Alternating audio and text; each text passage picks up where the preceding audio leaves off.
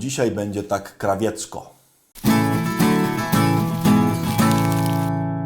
Dzień dobry, witam bardzo serdecznie. Kolejnego poranka. Wstawajcie i żyjmy, bo dzisiaj trzeba robić cudowne rzeczy, aczkolwiek dzisiaj odcinek będzie trudny chyba. Moi drodzy, słowo na dzisiaj będzie brzmiało frędzel.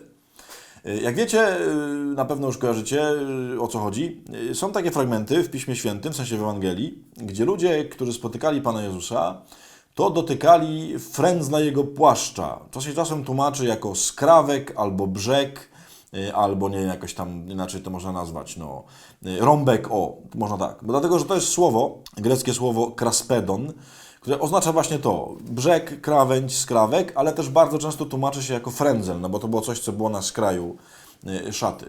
To się pojawia w kilku miejscach, w sensie pojawia się tam, gdzie kobieta cierpiąca na krwotok dotknęła szaty Pana Jezusa, to właśnie chwyciła za frędzel tą szatę. To się pojawia tam, gdzie chorzy Pana Jezusa dotykali i też chwytali frędzla Jego płaszcza. To się pojawia też raz w dosyć negatywnym kontekście, tam gdzie Pan Jezus mówi o tym, że są ci, którzy się chwalą modlitwą i tam właśnie te frędzle co tam przyszywają do szat i tak dalej, i tak dalej. Dlaczego to słowo?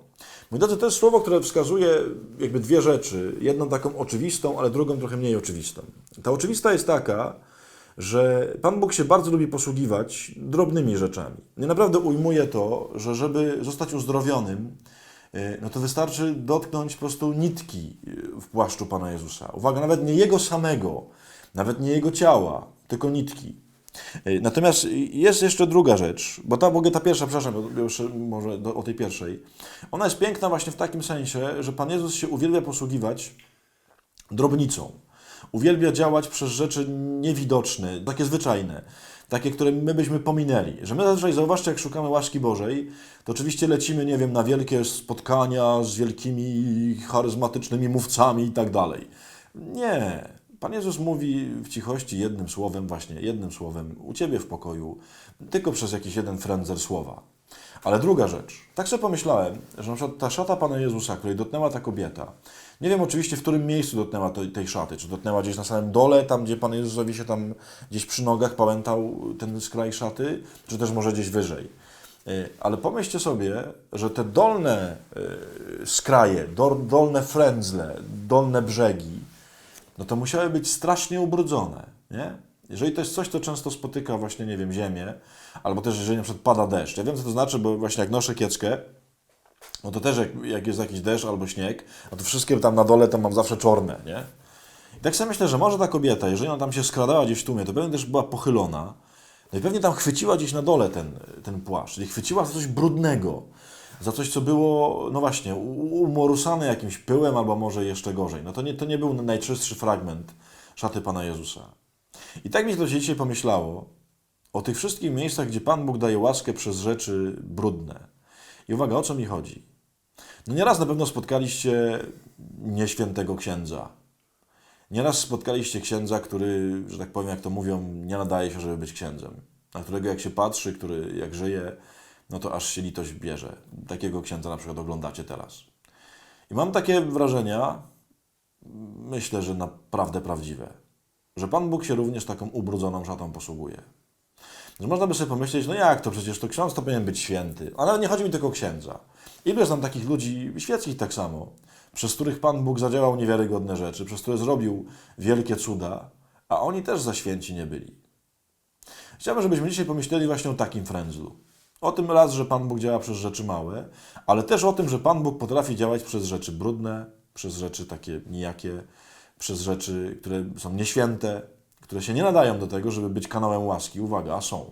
Dla Niego są. Zadanie na dzisiaj jest takie, by dwojakie. Pomyśl po pierwsze o różnych tych księżach na przykład, których już skreśliłeś, bo grzeszni, bo nijacy, bo Cię obrazili, bo na Ciebie nakrzyczeli, bo może Cię źle wyspowiadali. I ja, broń Boże, nie chcę ich bronić. Nie chodzi mi o to, że to, co zrobili, było dobre. Nie. Ale myślisz, że Pan Bóg Ci przez to łaski nie da? Myślisz, że jak pójdziesz do spowiedzi do jakiegoś debilnego księdza, który Ci powie debilne słowa albo Cię nawet wyzwie, i uwaga, nie powinien tego robić. Oczywiście, że tak, żeby to było jasne. Ale myślisz, że jeżeli tam udzieli Ci ten ksiądz rozgrzeszenia, to rozgrzeszenie będzie mniej święte od jakiegoś świętego księdza? Będzie takie samo. Że jak pójdziesz na jakąś debilną, przepraszam, że tak mówię, mszę, i nie chodzi mi msza, bo msza nigdy nie jest debilna, ale w tym sensie może jakiś ksiądz będzie jakieś głupoty gadał, Będzie ci wydawało, matko, co to w ogóle jest. Myślisz, że Pan Bóg ci nie da łaski? Jak spotkasz nawet jakiegoś absolutnie niefajnego człowieka, myślisz, że przez niego Pan Jezus też nie może dać ci łaski? Spróbujmy dzisiaj uzbroić się w taką właśnie, taką uważność. Łaska potrafi przychodzić również przez brudne skrawki szaty. Mało tego, ty możesz być łaską dla kogoś. Jesteś święty? No pewnie nie. Jesteś trochę nie nadający się? Masz grzechy i brudy? Masz. No sorry, ale masz. Nadajesz się na to, żeby przez Ciebie Pan Bóg też dawał łaskę. Pochodźmy dzisiaj z tym brudnym skrajem szaty i o tym pomyślmy.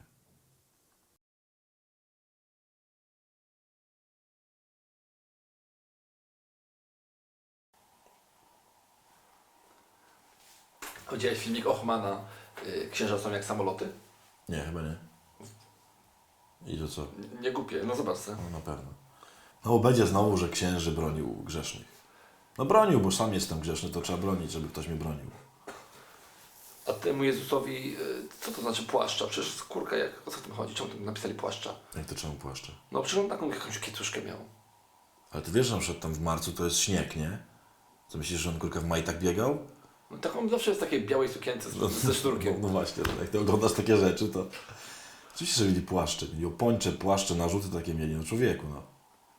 Wejrze. A frędzle to miało? Przecież raczej nie. No miało, no. Co miało nie mieć? Pan Jezus na pewno dostał jakąś bogatą szatę też od kogoś. Meksykańcy noszą takie frędzle. Ty, nagrywamy.